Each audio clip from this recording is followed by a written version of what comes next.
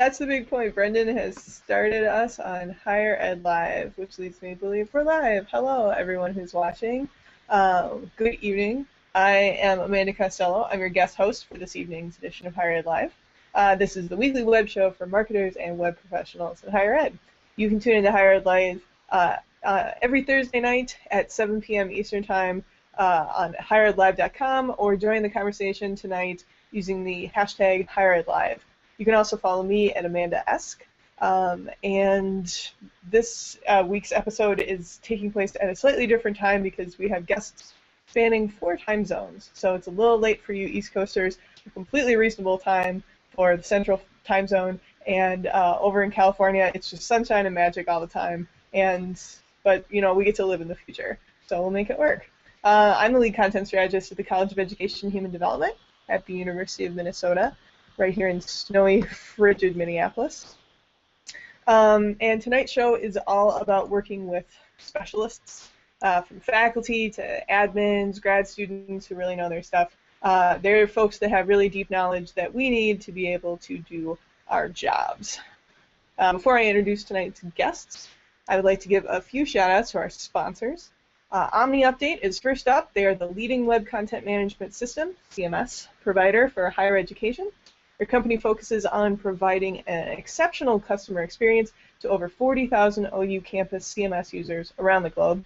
OU Campus is secure and scalable with great tools and features, plus deployment flexibility.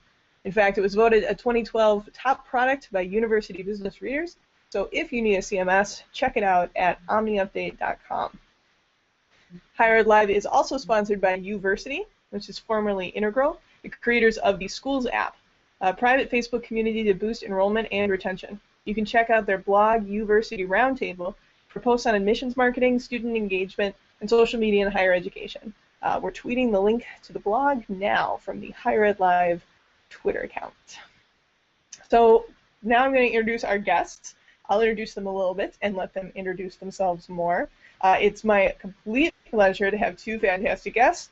I got to hang out with both of these ladies at Confab Higher Ed in Atlanta back in November, and we had a mini Confab reunion last night when we were doing the tech check on Google Hangout. First up, we have Corey Mahoney. Corey, say hi and wave a little bit. Hi. Hi. She's a web strategist from the University of California Office of the President and is in Oakland, California. And we also have Lisa Maria Martin. Lisa, wave, say hi. Hi. Hi. She is user experience and information architecture specialist from George Washington University in Washington, D.C. Ladies, thank you so much for joining me tonight. Thank you for having us. I am glad to have you. So tonight we're going to be talking a little bit about, we're talking about specialists, people who are specialists and experts in their field. And so I would like to ask you guys first to tell me a little bit more about the scope of your work. What kind of sites and content do you work with in your job? At the University of California Office of the President, I sit in the communications office. So we work a little bit like an internal agency, sort of, in that we help different departments figure out what websites they need to build and then how they're going to get them built, and obviously what content's going to go on them. So I work with a lot of folks who know their subject matter really, really well, whether that's budgeting or admissions or financial aid or buildings and how you get capital improvements done, but they may not be as familiar with the web world. So it's always about making our stuff make sense to them, even as we try to figure out how to make their stuff make sense to the world. Awesome, great. Lisa Maria, what about you? Well, I work in on the online strategy team, which is part of marketing and creative services in the Office of External Relations. Lots of hierarchies there, but essentially that's a centralized web team for the entire university. So we develop websites for all of the organizations, all of the schools, all of the initiatives, any program that would need a web presence. They come through us. So we do function as an internal agency, and of course we deal with subject matter experts, just like all you guys do. Personally, I encounter a lot more people who are subject matter experts in goings-on of the university, staff members, that sort of thing. Not as much faculty members because they generally, I'm not sure why. It's just how it is. I don't always work with faculty members, but staff members, very much so. All right. So one of the things I want to start off by talking about tonight is workflow and projects that you work on. My work is really project heavy. I work in a college at a university, and before that I worked in a department of the college. When I worked in the department, I had a lot of experience and a ton of experience working with faculty, and they were the primary subject matter experts that I worked with. Now at the college level, I work with a lot of our senior admins and people who are directors of certain areas and then have larger interests in terms of web projects that go on, but not so much. I don't touch as much of the university-wide stuff that happens. Admissions is a separate thing. And Minnesota is also a really, really huge school, so we're very decentralized. There's a central area that handles certain amounts of communication, but then each college is kind of its own creature that does its own thing too. So in your projects, think of a project. Think of a project that you're working on now or worked on in the past. In your workflow, when do your specialists usually enter the picture? When do they come into this? For me, it's sometimes my specialists bring me the project. That's usually how it starts off, is someone with a lot of knowledge about a certain area wants to then add some internet to it and winds up talking to me because I deal with the web. So my specialists often come in right at the beginning, or they're part of a conversation from the start.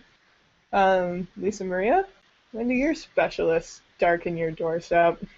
Usually right at the start, because if someone wants to build a website with us, obviously they have to come see us first, and they usually are the subject matter expert when they contact us. And I would say that in terms of progressing, in terms of the workflow, they are, we let them take the first step. They usually are the ones who kind of take that first stab at putting together a sitemap because they know the content that they have better than I would know just from reading their current website or looking over their brochures. But after I've sort of seen what they've put together, then I try to bring my my web expertise to bear on that. And so it becomes a very collaborative process, sort of them with their subject expertise and me with the web expertise, joining forces really the whole way through the project. Awesome. Corey, what about you? When do they show up? It's sort of split. Some of our projects, they're started by the specialist. For others, we have to go make sure that we have all the right folks included. So even when the project is started by a specialist and sort of asked, they come up to us and say, we have this thing we need to communicate. How do we do it? Will you help us? We often need to make sure that all the things that are related are included, because while they may think that their thing sort of exists on its own, for users it often exists in tandem with other things. So we need to make sure that we facilitate the conversations among the experts to make sure that we're speaking the same language across sites, and that we're speaking a language that makes sense to users and isn't in just expert language. Awesome. And again, for folks that are listening, the three of us, we realized last night that we work on almost completely different levels within our institutions. And we work, Corey is system-wide, Lisa Maria is institution-wide, and I'm college-wide. So we found that was kind of an interesting split as well between the three of us. So with specialists usually showing up at the beginning of the workflow, how long do you keep them around? Like, how involved do they stay in your whole workflow process? Like, are they at all of the meetings? Do you have secret, sneaky treehouse meetings without them and you don't tell them? No way, specialists. We don't want you anymore. You don't know the password to our internet meeting.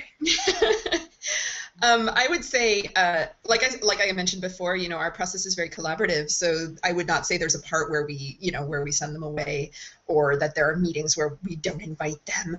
That being said, I think we do.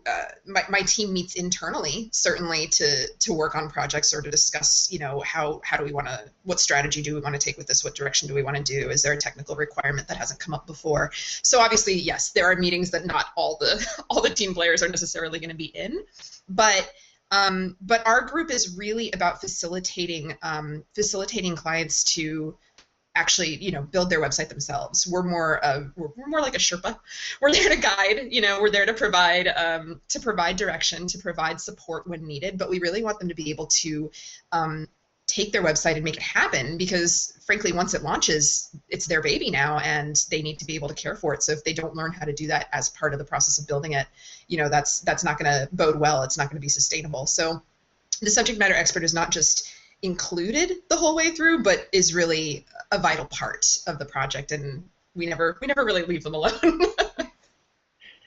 I think for us, sometimes it comes down to what kind of time they have, honestly. They don't always have time to be super included the whole way. They need help doing this web thing, but that's not actually their whole job. And if they don't have the time to do it, to stay involved the whole way, but it needs to get done, we do sometimes need to, we tell them what's happening, obviously, and we say, here's the plan, and here's when we'll check in with you, but we do need to go do some background work, or do some research, or do some of that very, very time-consuming wrangling, and then come back to them with ideas and proposals to discuss, so that we can fully engage despite their really limited time. Yeah, I definitely I agree with both of you guys, and I really love the phrase web Sherpa, so I'm going to ask my boss for t-shirts with that for us, because that's fantastic, and I love the idea of Sherpa-ing the internet. But we also, a project I'm working on right now with one of our college admins, who has one of the most ludicrous schedules I've ever seen. Our institution uses Google as a basis for our email and calendars and Google Docs and everything. So you can really easily hop into Google Calendar and toss something on somebody's calendar, or see that they are the most busy human being in the entire world. And this admin has meetings 2 or 3 deep all day long, every day, for weeks at a time, except for when he's traveling abroad and doing other work, just in other countries. So getting a meeting with him, if we had to wait on him to be at every meeting that we have, we'd need to wait, 5 or 6 weeks between meetings. So we've tried to find, if we need someone to be in a stand-in place for an SME that's super, super busy, we try to find a proxy for them. He has an assistant director with what he does, and she knows just as much about the subject area. We're able to also, I'm working on another project with our research right now, and the assistant director and I are actually pretty close friends, and we used to work together in our last jobs. We shared an office, so we totally get each other, and she can provide me with tons of information on behalf of her boss, and she also can be a decision maker, and has that kind of, authority from her boss, who, is in our deans, our flotilla of deans, and he trusts her to be able to make decisions on things, and she also knows when she needs to run something up and get his approval for things as well. So when you kick out your specialist, I'm just laughing at my own notes. So one of the big things that I've found with having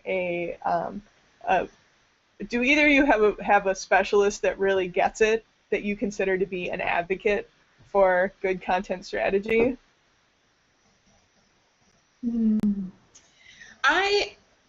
Sorry, go ahead, Corey. No, I want to think for a minute. You go.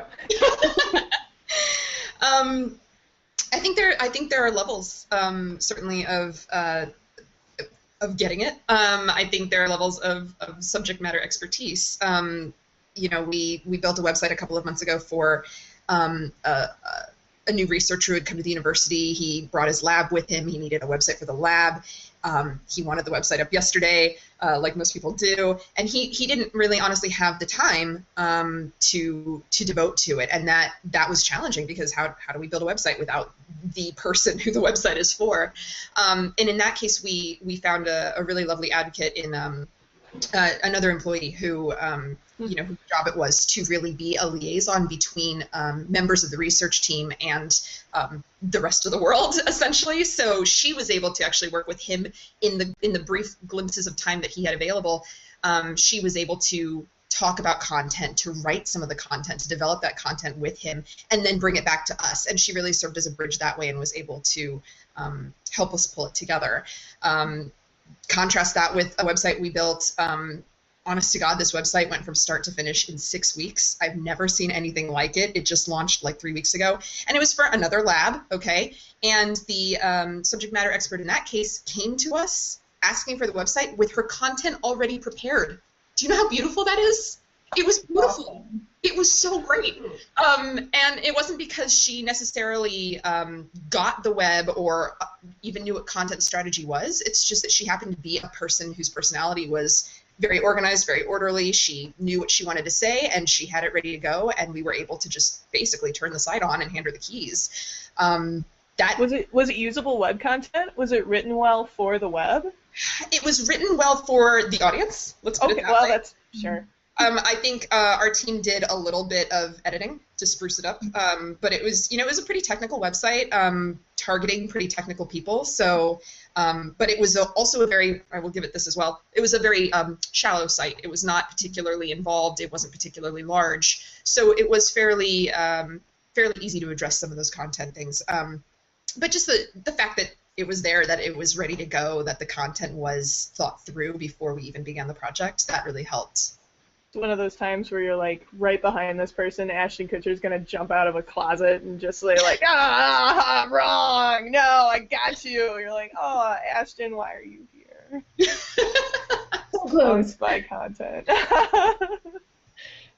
So I thought of one. Okay. You're one advocate. Go, hey, no. It's 0. I thought of a great example.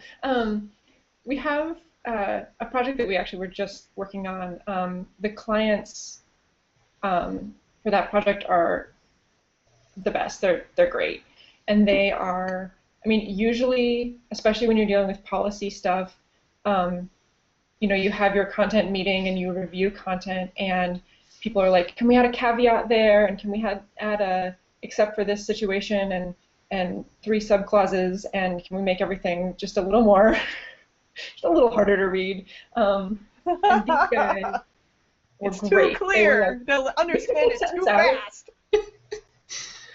We don't want people to understand what we're saying. But these guys were like, can we cut that sentence out? Can we make this shorter? Can this be snappier?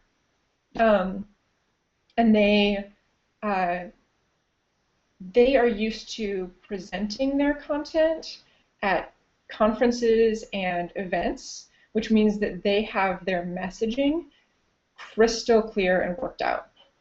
And while the web audience is slightly different from their in-person audience at events, there's enough overlap that, and they understood the content so deeply that as we were trying to really wrap our heads around it and write it for their website or revise it for their website, if we hit a snag, we could basically call them and be like, "We drew this graph, but something about it seems wrong. Help us figure it out." And they were just really great, and they were advocating for their users and also advocating for clarity and brevity, which was just really fun. And I think part of the way that happened is the project manager did a great job of laying out expectations, and we also had the chance to do some user research, which really, really helps set a baseline for what we're trying to do and name the problems well, so that the experts are constantly thinking about their users. Because when they think about their users, they care about them a lot. And And I think that's Yeah. true of most experts. So. And I found that that's a lot of, when I meet with specialists, a lot of them have never taken the time to think about their users. But I won't say it never comes from a malicious place. It never comes from a malicious place, but it doesn't come from like an intentional like them. Wow, it doesn't come from a place of ego or not caring.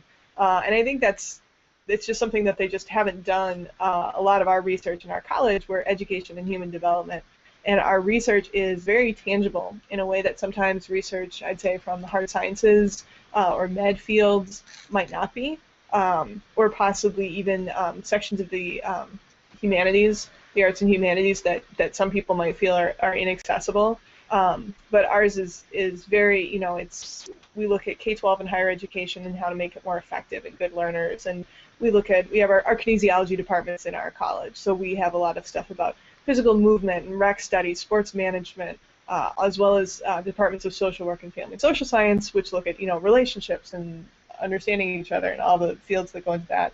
So we have a really relatable topic matter.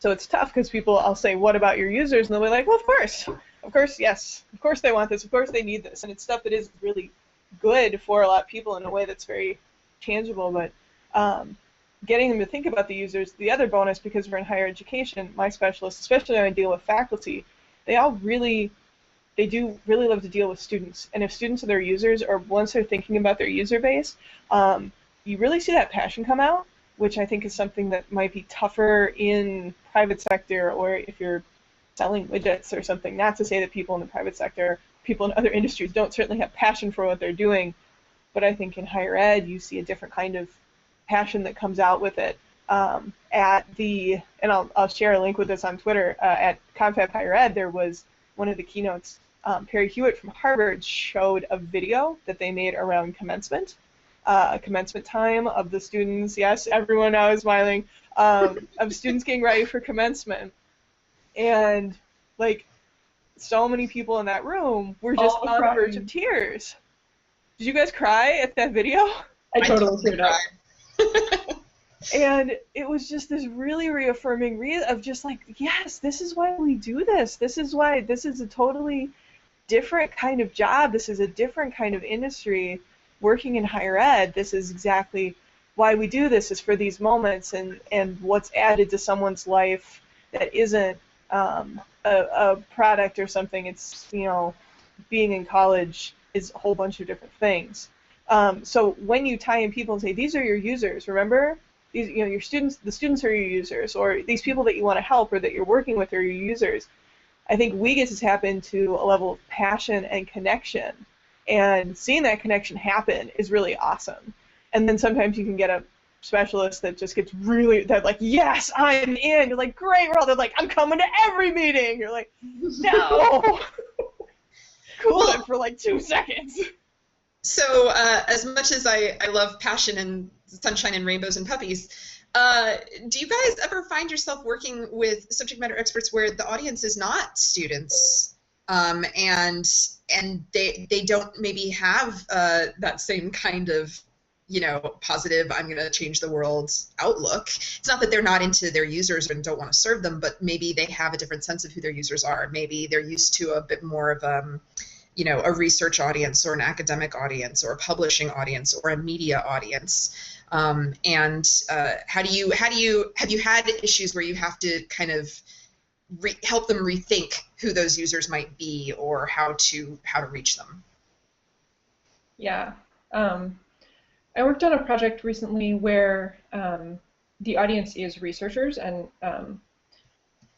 it's a system-wide research initiative. So the audience is researchers who may be applying for funding, as well as potentially advocates in a medical field, so like sort of community advocates.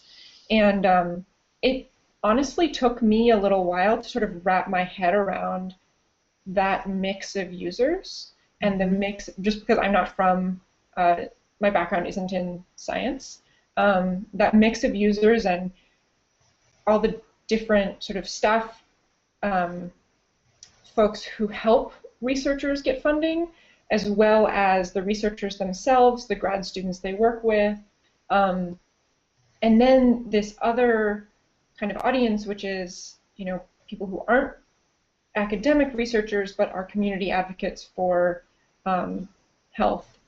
And the folks that I'm working with in the department were so great about it because once they really thought about who their users were and named those audiences, they wanted to make sure that they were serving them, and they feel really, really passionately, especially about getting advocates involved. And about making sure that their content, which tends towards the technical, scientific jargon, is readable for those wider audiences. And when we started doing user interviews, I said, do you guys want to be in on these interviews? Do you want to listen? And they, I think to their credit, potentially said, no, we worry that they won't be honest to our faces because we hold money, right? Because we're a funding organization. We worry that they won't be honest. We want them to be honest with you. Why don't you go ahead? And that was really cool. I don't know that I would have assumed that, but that they were able to name that for me, I thought was really smart and very respectful of their users and wanting to hear the real story. Have you experienced that? Amanda, you're on mute.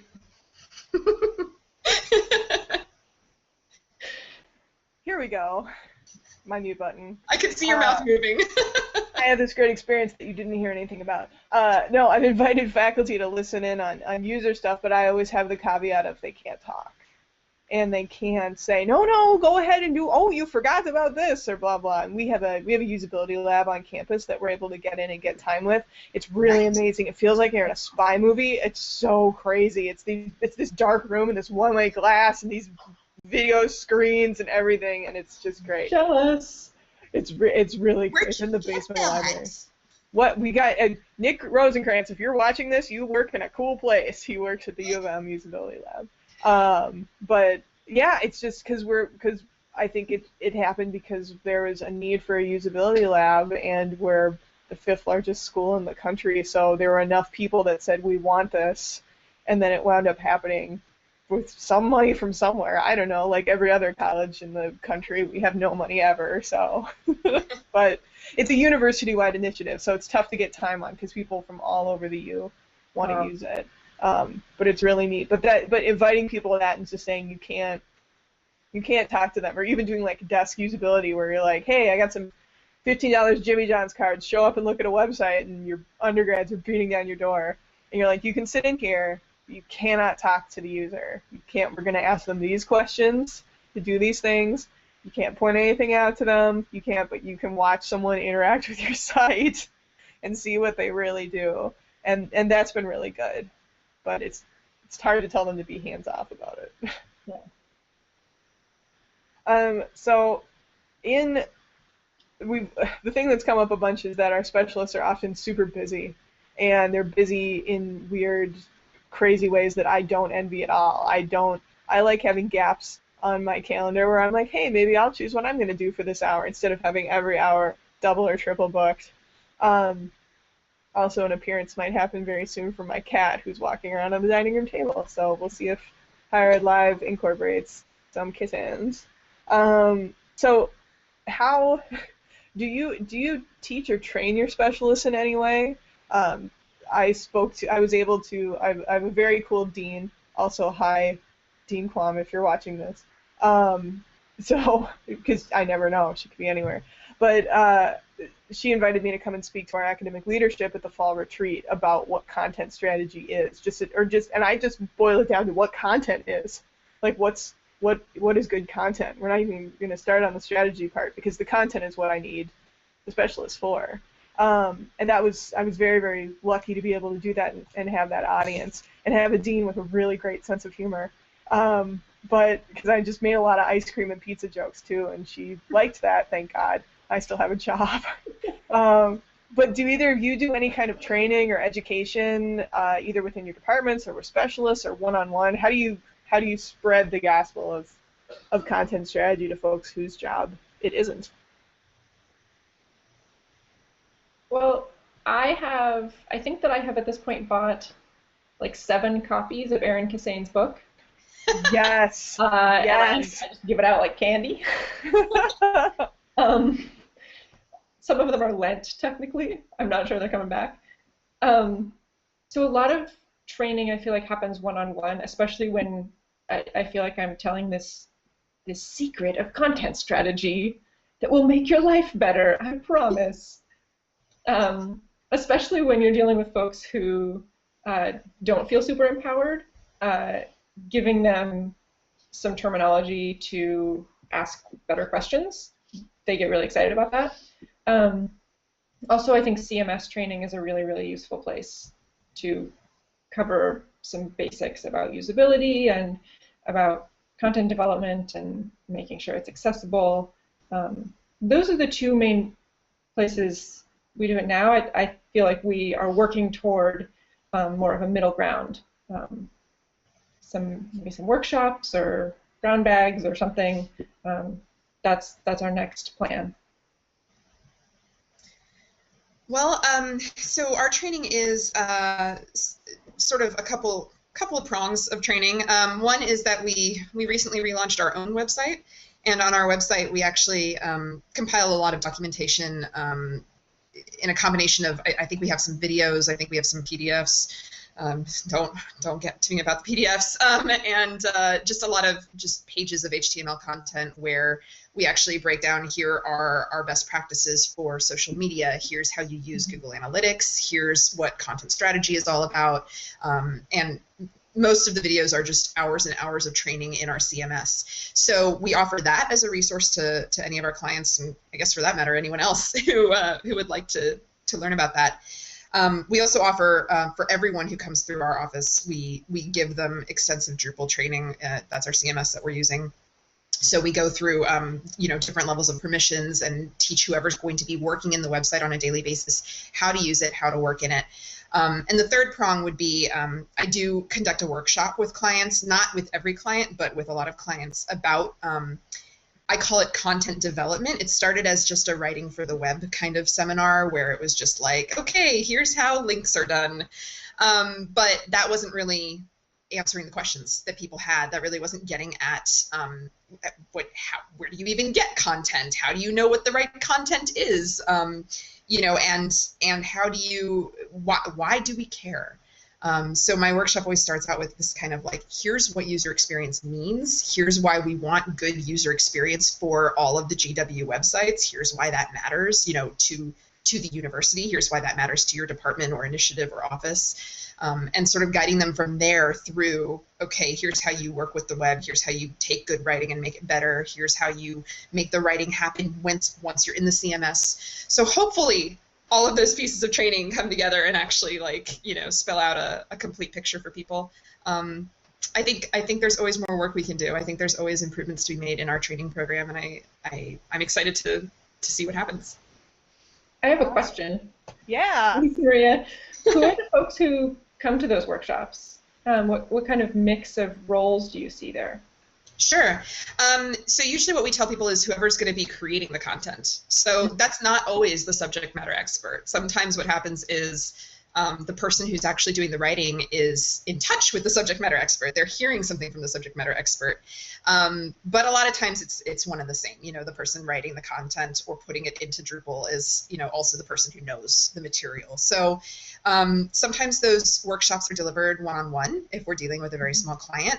But I once gave that workshop to the entire Division of Student Affairs. So it can be a large room. Whoever is going to be like with their hands in the content, I recommend that workshop to them. So you get a range of expertise, you get a range of skill levels, you get a range of permissions in terms of who is touching what content on the site ultimately. Mm-hmm. I want to go to that. Me too.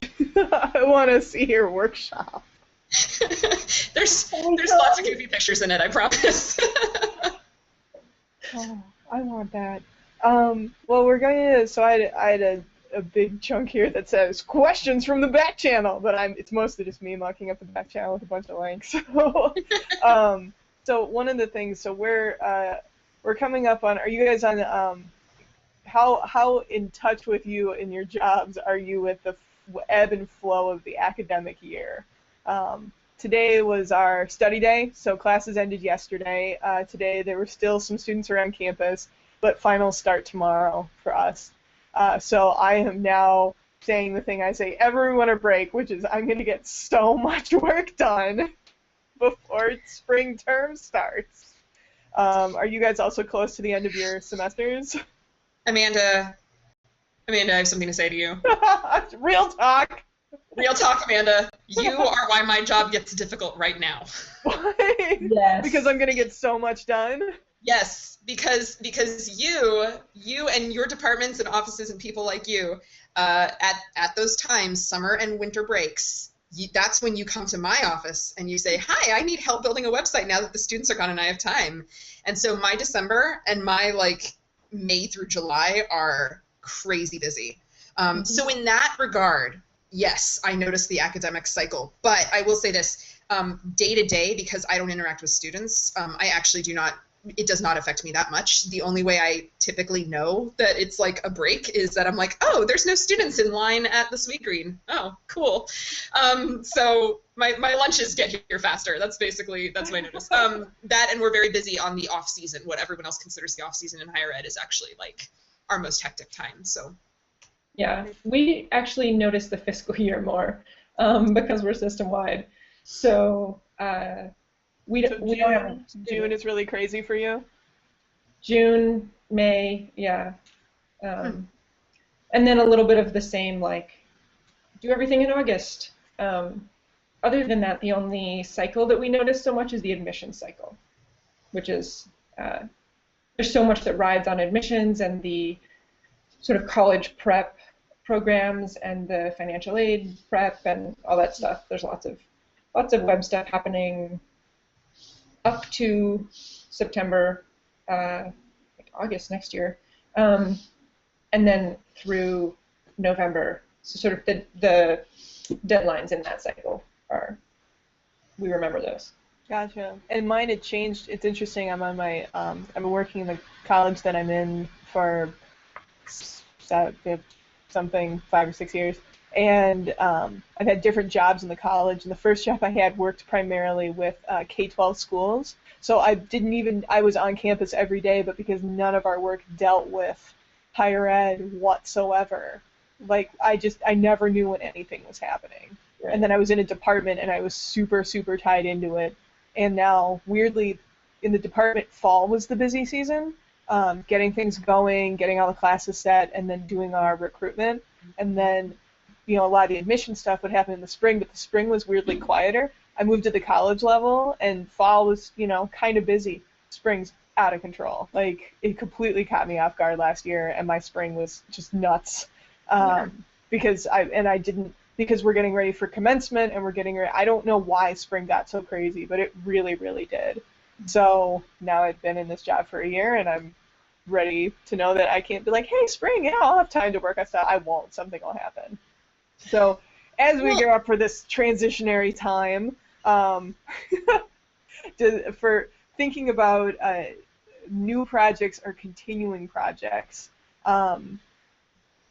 if someone's starting a new project in this winter break or in the new year, what kind of tip would you give the content strategist who's going into a new project with a specialist? How can you get it started off on the right foot?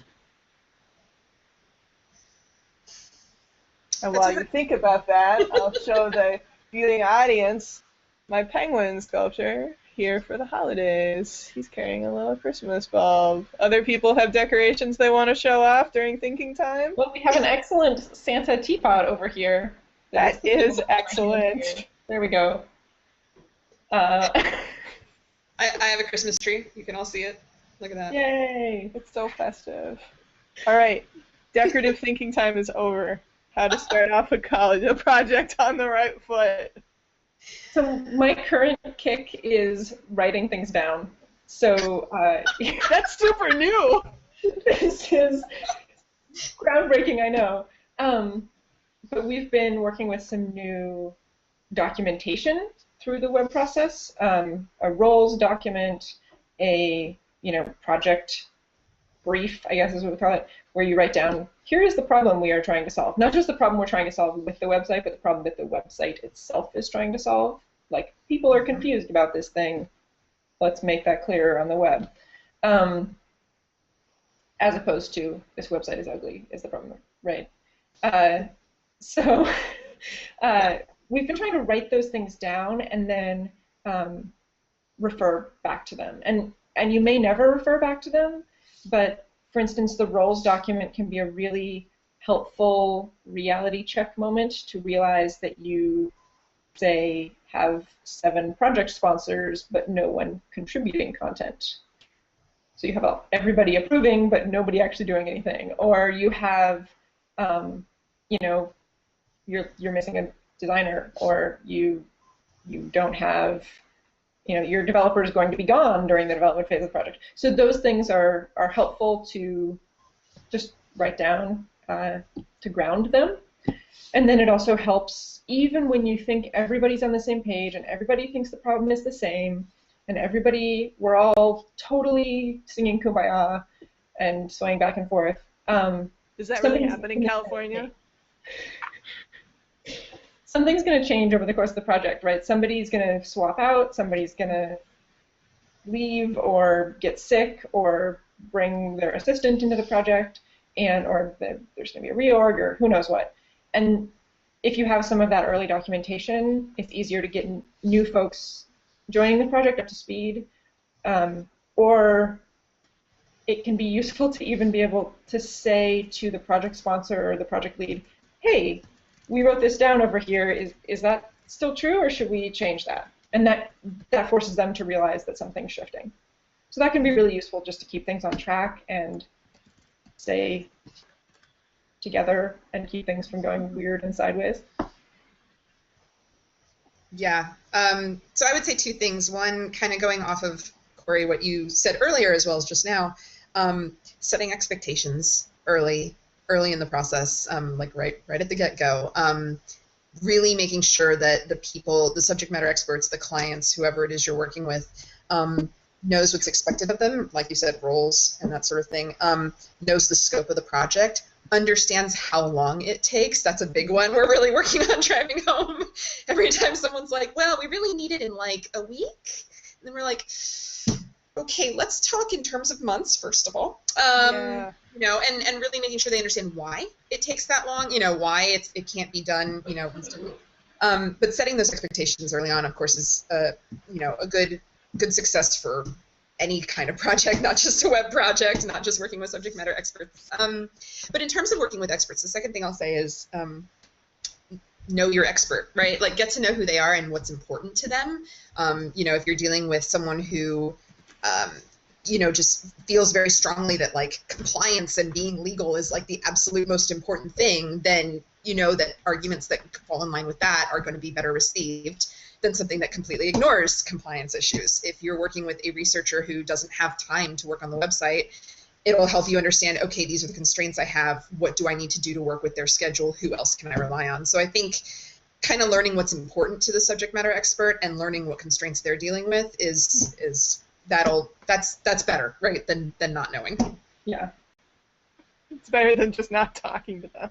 Yeah, right? Talking. That's my tip. Talk to people. Let's talk. Let's have lots of talks. Again, groundbreaking stuff from me and Corey here. Write things down and talk to people. That's all it is. You can fuel 6 months of meetings just on that. Let's write it all down and talk about it. That stuff is not as easy as it sounds. No, it's not. So, and I think that's also, I have look at all these notes. I had all these notes written. But one of them was like, what about then continuing projects? But really writing things down and talking to other people, even if you have a project that's going on, I think both of those things can get things back on the rails. Like, if just saying, wait, this project has just gone crazy and this is languishing, or we haven't met in months, which still seems like a totally reasonable time in higher ed to not have met on a project. It's just like, oh, we haven't met in like 2 months. They're like, oh, then it's like, then you're due for a meeting, instead of just like, we haven't met in 2 months. What's wrong with this? It's just like, oh, we should do that. Let's come back to that. Okay. So I think that stuff of, write things down. If you even if you're in the middle of a project, if you haven't written things down, you can always start. It's not like hopeless and has to continue on this sad train of doom for the rest of time on your project of like, well, we didn't write anything down, so there's no helping it now. Better just, cry my way to a new website. You can write things down, talk to people. There's a lot of outlines of strategy documents, things to talk about, even if you just write it like a news outline, the 5 W's of your project. Just start to say who is this for and why are we doing it? Just even get that down and see if people don't break out into a fight about it. Hopefully they won't. But I've been in projects where someone said, who's this for? And nobody knows, and then the meeting's over. Like, no one can pick an audience, and everyone just gets mad and we leave. I'm like, okay, and then 2 months later we have a meeting again, and people know what's going on. We figured it out. It's everyone. It's for everyone. Everybody does this. We get a lot of, the college community. I'm like, so everyone? That's okay. I hate the word community. I mean, I like the idea of community, but people are like, it's for the community. When I hear community, it usually means not the college. When people say community, it means people who are not inside the college. It means anyone who is outside of the university, community, whatever. But it means it means others. It's others. I'm lost. Like, it's very unspecified, and that is the problem. The unspecified. They're magic, but maybe they give us money, so that's why they're magic. I think we're hanging to wrap up. This has been just absolutely fantastic to get all your stuff. We've tweeted out a whole bunch of stuff, including a link to that Harvard video. So if you guys want to watch again and cry, I threw that up on Twitter.